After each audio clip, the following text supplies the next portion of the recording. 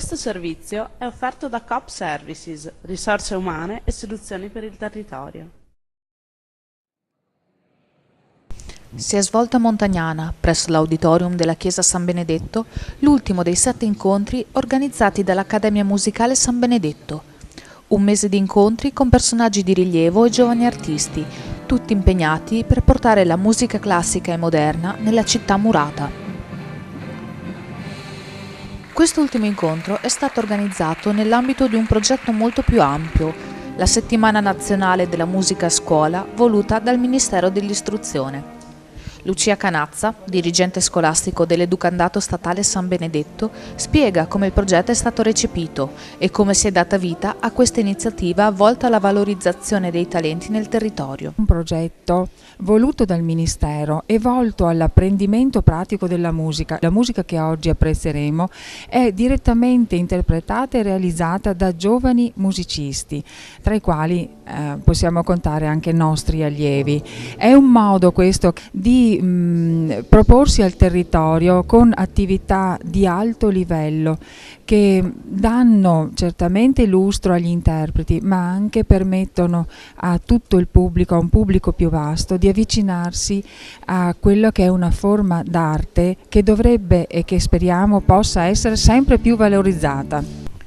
Roberto Masin, direttore della School and Music Band, parla della collaborazione con l'Educandato San Benedetto nella realizzazione di questo progetto. È in atto questa collaborazione con l'Educandato proprio per cercare in qualche modo che l'attività della pratica musicale, strumentale, abbia una continuità con i giovani ragazzi di Montagnana. Sono tutti ragazzi di età compresa tra i 14 e i 18 anni.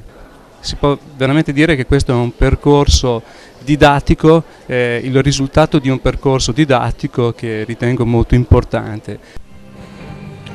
La School and Music Band, che ha presentato un vasto repertorio di canzoni che spazia dai classici del pop rock alle colonne sonore di musical, è composta da ragazzi giovanissimi e da ex studenti che per l'occasione sono stati guidati dal maestro Mike Applebaum, trombettista di successo e direttore della School Art Jazz Ensemble. Ma le sorprese non finiscono qui.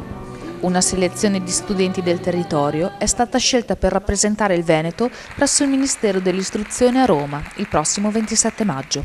Abbiamo l'onore di presentare al MIUR, quindi presso il Ministero dell'Istruzione a Roma, il 27 di maggio, la nostra orchestra in rete.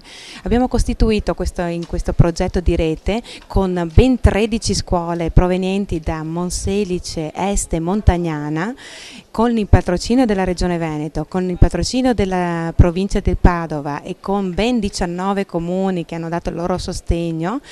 Questa orchestra in rete, orchestra di alto livello, abbiamo proprio voluto fare una selezione dei ragazzi, dei talenti e dei musicisti, giovani musicisti del territorio, per creare questa orchestra del territorio, per valorizzare la musica e per portare il nome del Veneto anche in queste manifestazioni. Siamo stati selezionati e rappresenteremo il Veneto proprio a Roma.